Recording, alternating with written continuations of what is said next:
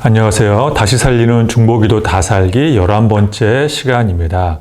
무더운 8월의 첫날 이렇게 또 영상으로 함께 기도에 대해서 은혜를 나누게 되어 감사드립니다. 오늘은 북한을 위한 북한 선교, 통일 한국을 위한 중보기도에 대해서 말씀을 드리도록 하겠습니다. 제가 다시 살리는 중보기도 강의 커리큘럼을 짜면서 많은 고민을 했습니다. 서너 번을 고치던 와중에 하나님께서 제게 주신 깨달음 중에 하나가 북한 땅을 위해서 기도해야 한다라는 것이었습니다. 그래서 이번 강의는 순종하는 마음으로 북한을 위한 중보기도 강의 시간을 마련해 보았습니다. 지금 우리나라의 대다수는 전쟁을 알지 못하는 세대로 구성되어 있습니다. 저 역시 마찬가지입니다. 그래서 한국전쟁 당시의 참상을 잘 알지 못합니다. 김종삼 시인이란 분이 1947 봄이란 시를 통해서 당시의 끔찍한 참상을 간접적으로 우리가 깨달을 수 있습니다. 시를 읽어드리도록 하겠습니다. 심야 황해도 해주의 바다 이남과 이북의 경계선 용당포 사공은 조심조심 노를 저어가고 있었다. 울음을 터뜨린 한 영화를 삼킨 곳 20몇 해나 지나셔도 누구나 그 수심을 모른다. 우리나라는 1945년 일제로부터 해방을 맞이합니다. 그리고 곧바로 38선을 기준으로 소련과 미국은 같은 민족을 두 동강 내어서 신탁 통치를 실시합니다. 이북에 살고 있던 분들은 더 이상 북괴 정부의 압정과 탄압을 못 이겨 월남을 하는데 한 번은 배에 탄 어린아기가 대책 없이 울어대는 것입니다. 함께 동승한 사람들은 운운하기 때문에 북괴군에게 잡히기라도 한다면 죽은 목숨입니다. 결국 아기 엄마는 모두를 살리기 위해 아기를 깊은 물속으로 보내고 맙니다. 어떻게 엄마가 자기 아이를 포기할 정도인가? 그만큼 그 당시의 시대적 아픔이 심각했다라는 것입니다. 그런 배경 아래 김종삼 시인은 자신의 시에서 울음을 터뜨린 한 영화를 삼킨 곳 20몇 해나 지나셔도 누구나 그 수심을 모른다라고 매우 담담하게 기록해 두었습니다. 저 역시 전쟁을 모르는 세대에 속하지만 이 시 한편으로 그 당시의 끔찍함을 간접적으로 상상해 보게 됩니다. 아기 엄마가 어쩔 수 없이 생존을 위해 자기 아기를 바다에 빠뜨릴 수밖에 없었던 잔인한 전쟁, 참혹한 전쟁이 6.25 전쟁입니다. 이로 인하여서 우리 민족은 큰 민족적 트라우마에 빠지게 됩니다. 이 한국전쟁이 6.25가 민족적 트라우마가 된 4가지 이유가 있습니다.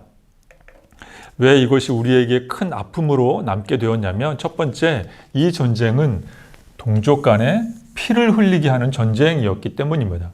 두 번째, 이 전쟁은 군인보다 민간인이 많은 피해를 입은 최초의 전쟁이었기 때문입니다. 또 이 전쟁은 세계대전의 축소판이었으며 마지막으로 현재까지도 이산 과정과 이탈 주민의 아픔을 배출한 전쟁입니다. 이탈 주민이라고 하는 것은 과거에 우리가 탈북자라고 말하던 분들을 우리나라에서 이제 공식적으로 이탈 주민으로 부르고 있습니다. 하나하나씩 차근차근 설명을 드리겠습니다. 한국 전쟁이 지금 현재까지도 트라우마로 남은 이유는 첫 번째, 동족 간에 피 흘리는 전쟁이었기 때문입니다. 만약에 이 전쟁이 단순히 말다툼으로 끝났다고 한다면 우리나라는 얼마 안 있어서 하나로 화해했을 것입니다. 만약에 이 전쟁이 서로 이념과 생각의 차이로 갈라졌다고 한다면 우리는 얼마 안 있어 하나가 되었을 것입니다.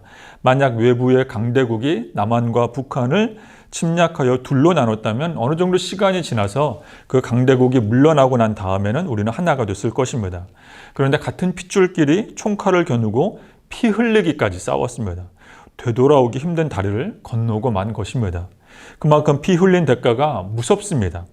그 결과 1953년 7월 휴전 이후로 남과 북은 67년 동안 70년이 다 되도록 첨예한 대립과 갈등을 반복하고 있습니다. 두 번째, 6.25 전쟁, 한국 전쟁이 왜 우리 민족에게 아픔으로 남았냐면 이 6.25 전쟁은 군인은 덜 죽고 민간인이 많이 죽는 새로운 국면, 새로운 전쟁의 국면이 되었기 때문입니다. 2차 대전까지만 하더라도 전쟁이 발발하면 민간인을 보호해야 한다는 것이 어떤 정부 간의 최소한의 노력이 있었습니다. 그런데 6.25 전쟁으로 인하여서 군부대 시설은 말할 것도 없고 민간인들이 모여있는 교회와 학교와 병원이 집중적으로 포격을 당했습니다. 2차 대전 당시만 하더라도 교회와 학교와 병원은 포격에서 제외되었는데 이것을 간파한 공산당의 본부를 주로 교회와 학교와 병원 중심으로 세우게 되자 미군을 비롯한 유엔 연합군은 교회와 학교와 병원도 예외 없이 폭격을 가했습니다. 그로 인해 결과적으로 6.25 전쟁 당시 미군은 3만 명에서 5만 명 정도가 전사했고 유엔 연합군은 3, 4천 명이 전사했지만 반면에 우리나라 민간인은 무려 200만 명이 사망했습니다. 이것은 부상당한 사람들을 제외한 숫자입니다. 그 당시에 우리나라의 남북한 합쳐 인구가 3천만 명이었는데 3천만 명 중에 200만 명이 사망했다는 것은 전체 인구의 15%가 사망했다는 것입니다. 즉 전쟁에 참가한 군인들보다 죄 없는 무고한 민간인이 학살을 많이 당하는 그런 가슴 아픈 전쟁이 한국 전쟁입니다. 세 번째, 왜 이 한국 전쟁이 우리에게 트라우마로 남아있냐면 이 전쟁은 세계대전의 축소판이기 때문입니다. 우리나라가 세계 이념 대립 때문에 이런 고통과 상처와 아픔을 당하게 됐습니다. 여러분이 잘 아시는 것처럼 1, 2차 대전 이후로 미국과 소련, 구소련, 자유민주주의와 공산주의의 대립으로 당시의 세계는 총성 없는 냉전 시대였습니다. 차가운 이념의 전쟁 시대였습니다. 이 냉전이 고조되면서 1946년에 그리스의 좌우 이념을 대립으로 한 당이 서로 이렇게 대립을 하게 되었고 또 베를린이 동베를린과 서베를린으로 1948년 나뉘게 되었고 그리고 나서 전 세계가 냉전이 차근차근 가속화되다가 1950년에 한국전쟁이 발발하게 된 것입니다. 냉전으로 전 세계 곳곳에서 신음을 하던 와중에 이 김일성이라고 하는 이 야욕가가 그의 야망을 바탕으로 이제 남한을 침범하게 되었습니다. 이 김일성의 도발을 용이해 준 것은 자유민주주의를 타도하려는 소련과 중공의 속셈이 밑바탕에 깔려 있었기 때문입니다. 그래서 북측에서는 소련과 중공이, 그러나 남측에서는 미국을 위수한 영국, 호주, 캐나다, 네덜란드 여러 나라들이 연합국을 이루어서 그러니까 자유민주주의를 수요하는 나라와 이 공산주의를 수요하는 나라가 우리나라에서 이 두 세력이 싸움이 붙게 된 전쟁이 바로 한국전쟁입니다. 그래서 많은 학자들이 말하기를 이 전쟁을 평가할 때 일어나지 않았지만 3차 세계대전의 축소판이다. 좌우 이념 대립의 축소판, 전쟁이었다라고 말하고 있습니다. 너무나도 안타깝게도 이 전쟁의 현장이 우리 한반도에서 일어났다라고 하는 것입니다. 그래서 이 유엔군의 참전으로 보면 수세에 몰린 김일성이 중국 모택동에게 자필 편지를 써서 중국과 우리나라는 형제 나라이다, 형제 관계이다, 우리를 도와줘야 한다라고 하는 그런 김일성의 자필 편지가 중국 단동의 전쟁 박물관에 가면 고스란히 남아있는 것을 보게 됩니다. 이 전쟁에 참가한다는 공식 선언도 없이 중공군의 막대한 인해 전술로 전세를 뒤집어서 마치 고래싸움의 새우등 터지듯이 냉전의 희생양으로 지금까지 우리나라는 남과 북으로 나뉘게 된 것입니다. 이것은 우리나라 사람 중에 누구도 원하지 않았던 비참한 전쟁입니다. 냉전의 희생물이 우리 민족이 되어야 했던 것입니다. 네 번째, 이 한국전쟁, 6.25 전쟁이 왜 우리 민족에게 아픔으로 남게 됐냐면 아직까지도 많은 이산 가족과 이탈 주민을 배출했기 때문입니다. 우리나라에는 하나원이라고 하는 통일부 산하의 정부기관이 있습니다. 하나원은 우리나라에 들어온 이탈 주민이 우리나라에 잘 정착하도록 돕는 기능을 하는 단체입니다. 제가 예전 교회에서 청년부를 섬길 때 북한 선교를 해야겠다는 마음을 하나님께서 주셔서 하나원 단체와 제가 섬기던 청년부가 서로 이렇게 협력하여서 이탈 주민이 그 도시에 잘 정착하도록 돕는 사역을 펼친 적이 있습니다.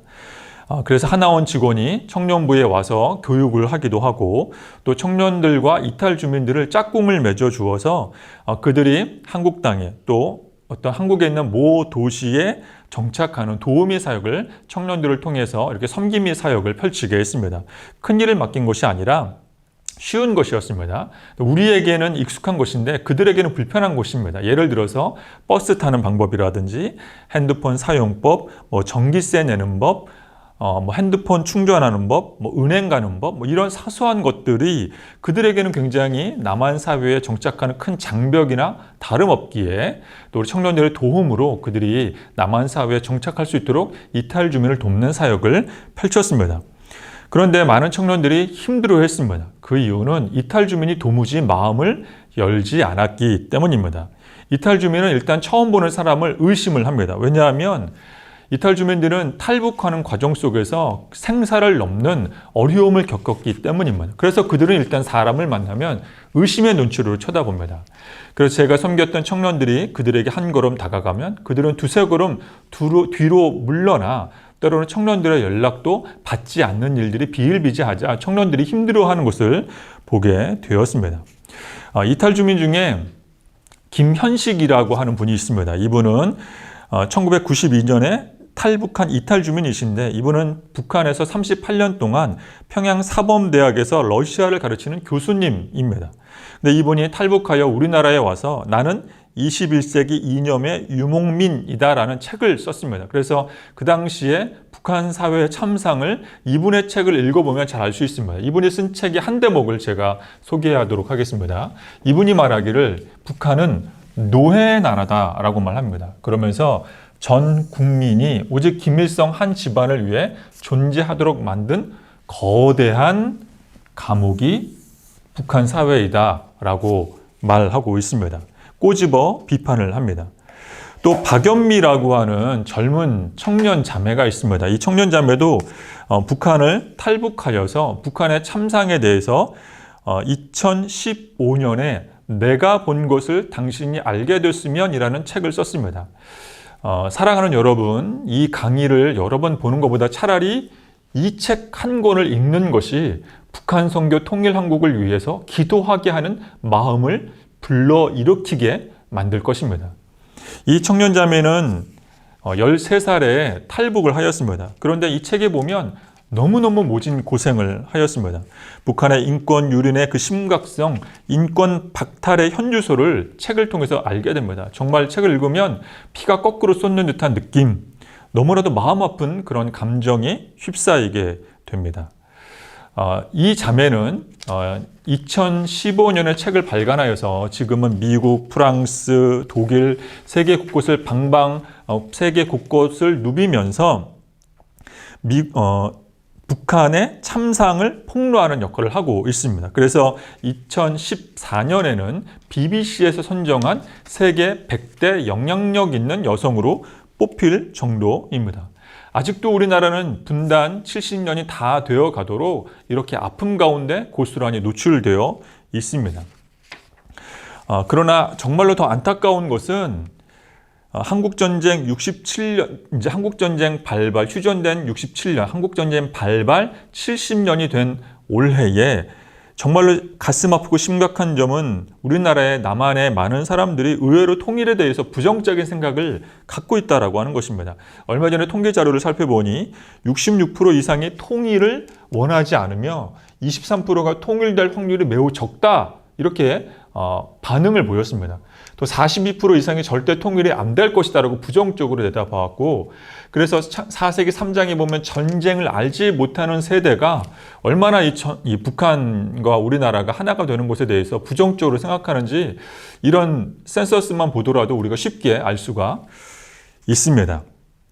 제가 예전에 있던 교회에서, 우리 교회 아니라 예전에 섬기던 교회에서 청년 사역을 할 때 청년들에게 통일에 대해서 역설을 하면 대부분 왜 통일을 해야 하는지 모르겠다, 북한은 북한대로 살고 우리는 우리대로 살면 그만이지 않는가라고 하는 반응을 많은 청년들이 보였습니다. 왜냐하면 통일을 알지 못하는 세대는 북한에 비해서 풍족하고 풍요로움 속에서 살았고 또 한국전쟁 6.25에 대해서 민족 교육에 대해서 학교에서 제대로, 교회에서 제대로 배우지 못했기 때문입니다. 통일과 참혹한 북한에 대해서 무관심으로 방주하는 이 젊은 세대, 이 많은 사람들의 무관심이 사실은 큰 문제입니다. 이를 위해서 우리가 무작정 반공교육을 할 것이 아니라, 그래서 때로는 대책 없는 반공교육이 통일에 대해서 반대하게 만드는 역효과를 낼 때가 많이 있습니다. 그래서 무조건 이 북한 정부가 나쁘다라고 말하다 보니 북한으로부터 우리가 오히려 멀게 만들게 되는 오히려 역효과를 가져오게 된다라고 하는 것입니다. 그래서 우리는 통일을 알지 못하는, 전쟁을 알지 못하는 세대에게 왜 통일이 필요하고 통일의 혜택이 무엇이고 통일 이후에 우리나라의 국력 성장과 통일을 위한 교회의 사명이 무엇이며 통일을 통하여서 교회가 어떤 이익을 누리게 될 것인지, 또 전쟁의 비극에 대해서 논리적이고 합리적인 교육이 필요합니다. 무엇보다 우리 장년 세대의 기도가 절대적으로 필요합니다. 기도가 필요합니다. 그렇다면 왜 우리가 통일한국을 위해서 기도해야 하는가? 세 가지로 그 이유를 간추려 볼 수 있겠습니다. 이제 통일한국이 되어야 되는 북한 선교에 대한 세 가지 이유를 말씀드리도록 하겠습니다. 첫 번째, 우리는 복음의 빚진 자이기 때문입니다. 두 번째, 통일한국은 남한교회의 세속화를 방지하는 역할을 하기 때문입니다. 세 번째, 하나님의 소원, 우리의 소원이 아니라 하나님의 소원이 통일이기 때문입니다. 또 하나하나씩 살펴보도록 하겠습니다. 첫 번째, 우리는 복음의 빚진 자입니다. 한국전쟁은 우리나라의 기독교 분포도를 바꾸어 놓았습니다. 사실 한국전쟁 이전만 하더라도 평양을 중심으로 서북 지역이 기독교 교세가 매우 강했습니다. 상대적으로 남한은 교세가 그렇게 강하지 못했습니다. 그러나 이 한국전쟁으로 인하여서 서북 지역에 있었던 많은 교인들이 남하하여 상대적으로 약했던 남한의 교회가 부흥하게 만드는 불쏘시개 역할을, 큰 일조를 감당했다라는 것입니다. 현재 이만큼 교회가 부흥하고 성장한 원동력에는 북한 크리스천들의 희생이 밑받침됐습니다. 그러므로 우리는 북한 선교 통일한국에 대해서 복음의 빚진 자가 되었습니다. 복음에 빚졌다라고 하는 것은 갚을 의무가 있다라고 하는 것입니다. 제 개인적으로도 저희 외가댁은 실향민입니다. 저희 외가댁은 평양남도 양덕의 온천으로 유명한 양덕에서 저희 외할머니, 증조 외할머니는 외국인 선교사를 돕는 전도 부인이셨습니다. 6.25 전쟁이 발발하고 남하하던 북한군이 미국 유엔 연합군에 밀려서 국군에게 밀려서 다시 북으로 올라간 다음에 중공군에 의해 인해 전술로 인해 다시 아래로 내려올 때 저희 외가댁 가족들도 이제 모든 것을 다 두고 남하하게 되었다고 합니다. 그런데 이 외할머니, 중조 외할머니께서 선교사에게 처음으로 선물 받은 성경책을 그만 깜빡 집에 두고 와서 그 책을 가지러 간다, 너희들 먼저 내려가라 라고 하면서 이별하였는데 그것이 마지막 모습이었다고 합니다. 이처럼 전쟁의 비극으로 가장 피해를 입은 장본인은 그 당시에 전쟁을 몸으로 버텨야 했던 어르신 세대인데 이마저 그 어르신 세대들이 이제는 하나둘씩 우리 곁을 떠나고 있다라고 하는 것입니다. 둘째, 남한교회의 세속화를 막는 단초가 되기 때문에 우리는 북한 선교를 위해서, 통일한국을 위해서 기도해야 합니다. 지금도 많은 북한 전문가들이 말하기를 북한에는 교회가 있다, 지하교회가 있다라고 말합니다. 지금 남한에 있는 교회처럼 겉으로 건물을 세우거나 십자가를 드러낼 수 없고 주일마다 예배당에 모일 수는 없지만 공산당의 감시를 피해 지금도 지하교회에서 목숨을 걸고 예배드리는 숨어있는 크리스찬들이 있다고 말하고 있습니다. 그들의 신앙의 순수성은 지금 감히 우리가 따라잡을 수 없을 정도입니다. 현재 한국교회에 문제가 많이 있다는 것은 저를 비롯해서 많은 우리 성도님들이 알고 계실 것입니다. 위르겐 몰트만이라고 하는 독일의 신학자가 있습니다. 이분이 세계 속에 있는 하나님이란 책에서 이런 말을 남겼습니다. 교회가 내부적으로 개혁하지 못하면 세상을 향해 개혁의 소리를 낼 수 없다. 세상은 교회가 종교개혁을 일으켰던 것과 같이 반복적으로 내적인 신앙개혁을 일으킬 때, 그렇게 거룩한 공동체가 되었을 때 함부로 세상은 교회를 터치하지 못합니다. 그런데 지금의 한국교회 현주소는 사방에서 공격을 당하고 있습니다. 너무나도 안타깝습니다. 이런 것을 생각할 때마다 정말 하나님 앞에서 울고 싶을 뿐입니다. 놀라운 점은 오히려 우리가 북한에 있는 지하교회 성도들을 위해서 기도해야 할 터인데 북한의 교회가 반대로 남한교회가 순수성을 회복하도록 세속화에 물들지 않도록 그들이 우리를 위해서 기도하고 있다는 것입니다.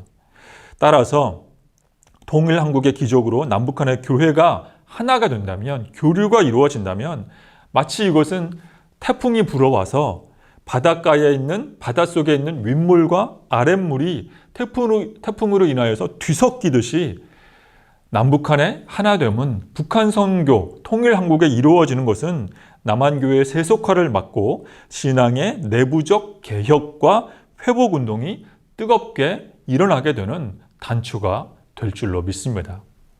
세 번째, 북한 선교를 우리가 위해서 기도해야 하는 이유는 우리 하나님께서 누구보다 통일한국을 원하시기 때문입니다.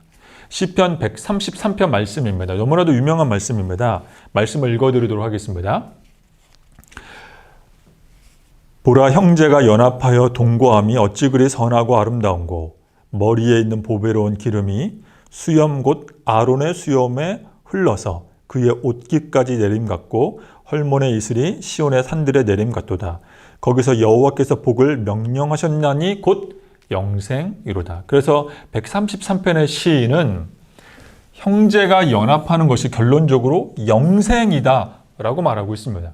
그래서 형제가 연합하는 것에 대한 이득에 대해서, 장점에 대해서 말하는데 그것은 첫 번째 아름다운 것이고, 그것은 두 번째 보배로운 기름과도 같은 것이고, 또 그것은 세 번째 헐몬산에 있는 이슬 같은 것이다 라고 형제의 연합에 대해서 이것이 너무너무 중요하다고 말합니다. 그러면서 형제의 연합은 결론적으로 영생이다, 영생 공동체를 이루게 된다라고 말하고 있습니다. 하나님의 뜻은 연합입니다. 하나님의 뜻은 남과 북의 연합, 통일한국, 성서한국, 남한과 북한 교회가 하나님 앞에서 하나를 이루어 영생 공동체, 하나님 나라 공동체를 이루는 것이 우리 하나님의 소원인 줄로 믿습니다. 그래서 북한 교회가 황폐화되는 것을 눈감는 것이 하나님의 뜻이 결코 아닙니다. 우리만 성장하는 것이 하나님의 뜻이 결코 아닙니다. 남북한의 교회가 형제로 연합해 진정한 영생의 기쁨을 맛보길 원하는 것, 우리 하나님의 뜻입니다. 우리는 예수님을 따르는 크리스천입니다. 예수님이 통일한국을 원하신다면 예수님을 본받고 따르는 크리스천으로서 우리들도 북한 선교를 염원에 두고 기도해야 합니다. 말씀을 다시 한번 보도록 하겠습니다. 열왕기하 6장 말씀입니다. 열왕기하 6장 말씀의 배경은 아람 군대와 엘리사 선지자의 대결을 담고 있습니다. 북이스라엘과 대립각을 세우던 아람 왕은 호시탐탐 북이스라엘로 군대를 보내서 북이스라엘을 전복하려고 했습니다. 그런데 그럴 때마다 아람 군대가 가는 곳곳마다 이스라엘 군대가 철통같이 막고 있습니다. 그래서 아람 왕은 내부에 첩자가 있다고 생각을 했습니다. 그런데 알고 보니 하나님의 사람 엘리사가 열왕기하 6장 12절에 의하면 아람 왕이 침실에서 생각하는 그 은밀한 계획도 하나님께서 엘리사를 통해서 깨닫게 해주시고 엘리사 선지자는 이스라엘 왕에게 다 보고하는 상황이라고 말하고 있습니다. 다시 말해 기도의 사람 엘리사 때문에 사전에 미리 아람 군대의 침투 길목을 다 차단하게 되었다라는 것입니다. 이에 격분한 아람 왕은 엘리사가 거주하는 도단성으로 많은 군사와 말과 병거를 보내 그 성을 포위하게 만듭니다. 다음 날 아침 엘리사 아래에서 훈련받는 사원 한 명이 그 광경을 보고 열왕기하 6장 15절에 보면 우리는 이제 어찌해야 합니까? 우리는 망하게 되었습니다 라고 엘리사 선지자에게 보고를 합니다. 그때 엘리사 선지자가 한 유명한 기도문이 있습니다. 열왕기하 6장 16절 17절 말씀입니다. 또 말씀을 읽도록 하겠습니다. 대답하되 두려워하지 말라. 우리와 함께한 자가 그들과 함께한 자보다 많으니라 하고 기도하여 이르되 여호와여 원하건대 그의 눈을 열어서 보게 하옵소서 하니 여호와께서 그 청년의 눈을 여심해 그가 보니 불말과 불병거가 산에 가득하여 엘리사를 둘렀더라. 눈을 열어 보게 하옵소서. 이것이 북한 선교를 향한 우리의 기도가 되어야 합니다. 엘리사 선지자가 기도합니다. 우리처럼 기도합니다. 그랬더니 영적인 눈이 감춰져 있던 선지생도의 눈이 열어져서 보게 하옵소서라고 하는 그의 기도에 응답하여서 그 선지생도 청년의 눈을 하나님께서 열어 주셨습니다. 눈을 열어 보게 하옵소서라고 우리가 북한 선교 통일남국을 위해서 기도 제목 삼고 하나님께 간구하면 하나님께서 북한의 군대보다, 중국의 군대보다, 러시아의 군대보다 더 월등히 많고 더 뛰어난 하나님의 군대로 이 나라 이민족 조국교회를 지키고 계심을 우리가 보게 될 줄로 믿습니다.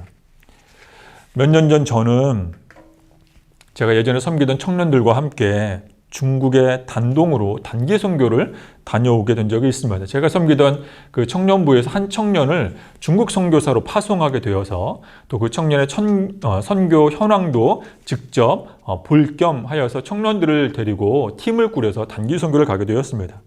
저는 그곳에서 통일을 위해 움직이시는 하나님을 만났습니다. 단동에서 한국 선교사, 중국 선교사와 함께 통일 선교를 준비하는 하나님의 현장을 보게 되었습니다. 그곳에서 만난 한국 선교사님은 과거 무역 실크로드를 통해서 지도에서 보는 것처럼 무역 실크로드를 통해서 우리나라에서 저 유럽까지 교역을 했다고 한다면 이제 우리가 남북한이 통일 한국만 된다면 남북한을 통하여서 저 유럽까지 복음이 뻗어나가는 복음의 실크로드가 열리게 될 것이다. 나는 이것을 위해서 이 단동에서 준비한다라고 하는 그 선교사님의 보고를 들었을 때, 이야기를 들었을 때 제 마음이 뜨거워졌습니다. 또 중국 단동에서 북한의 NGO 단체를 통해서 북한에 옥수수 보내기를 무료로 펼치고 있는 선교사님을 만나게 되었습니다. 그 선교사님은 단동 땅에 해마다 10,000평 이상의 옥수수를 심어서 그 옥수수를 수확하여 중국으로 무료로 보내는 그런 운동을 하고 있었습니다. 그 옥수수 땅에 가서 선교사님을 돕는 일을 하며 땀 흘리며 선교사님을 도우며 제 키보다 훨씬 더 키가 높게 자란 그 옥수수를 보면서 하나님께서 저에게 이렇게 말씀하시는 것 같았습니다. 장훈아, 얼어붙은 북한 땅은 곧 따뜻해질 것이다. 북한에는 아직도 나의 자녀들이 많이 있다. 그들을 위해, 그날을 위해 기도하지 않겠니? 하나님이 저에게 그렇게 제 마음 가운데 말씀하시는 것만 같았습니다. 몇 년 전 별세한 서독, 동독을 하나로 이룬 통일 베를린을 만들어낸 서독의 총리였던 헬무트 콜 총리는 많은 기자들이 그에게 와서 통일 독일의 비결을 묻자 그는 이렇게 대답을 하였습니다. 잔뜩 낀 구름 사이로 태양이 잠깐 비추었는데 우리는 그 기회를 붙잡았습니다. 우리들도 지금의 통일의 모습이 미래가 어두운 구름이 빽빽히 둘러싸여 있는 것 같습니다. 그러나 사랑하는 여러분, 반드시 하나님이 비춰주시는 태양빛이 비출 줄로 믿습니다. 빽빽한 구름 사이로 하나님께서 태양이 잠시 비치도록 역사해 주실 때 우리는 반드시 그 기회를 붙들어야 합니다. 아무도 우리를 도와주지 않습니다. 일본, 러시아, 미국, 중국 그들은 다 자기의 셈법에 따라 우리나라를 이용할 뿐입니다. 그들의 이익에 따라 주판을 굴리며 계산할 뿐입니다. 통일의 주역은 기도하는 우리가 되어야 할 줄로 믿습니다. 우리가 잘 알듯이 1950년 38 도선을 김일성의 불법 남침으로 시작된 이 전쟁은 종전이 아니라 휴전 상태입니다. 언젠가 하나님께서 이 전쟁을 끝내 주실 줄로 믿습니다. 하나님께서 이 전쟁을 이제 끝내 주시는 그날, 언젠가 하나님께서 6.25 전쟁의 아픔을 치유하시고 그날을 위해서 기도하시는 사람들을 기다리고 계신 줄로 믿습니다. 끝으로 하나님께서 역사하셔서 사랑하는 우리 조국이 통일한국으로 뻗어나가는 영광스러운 그날을 위해 지금도 아픔을 치유하고 계시는 줄로 믿습니다. 그날을 위해 기도하는 저와 여러분 될 수 있기를 간절히 소망합니다. 하나님께서 통일한국 북한 선교를 위해서 누가 기도하겠느냐라고 물어보신다면 주님 제가 여기 있습니다라고 당당히 말하며 고백하는 저와 여러분 될 수 있기를 예수님의 이름으로 축복합니다. 기도하겠습니다. 사랑의 하나님 아버지, 6.25 전쟁 이후 숱한 전쟁의 불씨를 하나님께서 진화하여 주시고 지금까지 평화로울 수 있도록 보호해 주신 줄로 믿습니다. 앞으로도 복음으로 하나 되는 우리나라, 평화로 이루어내는 통일한국 되도록 하나님 아버지 주장해 주시옵소서. 특히 김일성 삼부자가 북한의 하나님의 공의와 심판을 받게 하시고 통일의 그날이 반드시 올 것인데 이를 위해 기도로 동참하는 우리가 모두 되게 해 주시고 전쟁의 아픔으로 눈물 흘리는 많은 분들과 북한에서 억압을 받는데 이것이 억압인 줄 모르고 살고 있는 불쌍한 우리 동포들과 상상조차 안 되는 엄청난 좌절과 절규를 뚫고 북한을 탈출한 이탈 주민들을 우리 하나님 불쌍히 여겨 주시옵소서. 아버지 하나님 그들을 속히 만나 주시옵소서. 하나님의 백성으로 삼아 주시옵소서. 또한 이 나라의 민족을 국리를 여기시사 평화적으로 속히 하나 되게 인도하여 주시옵소서.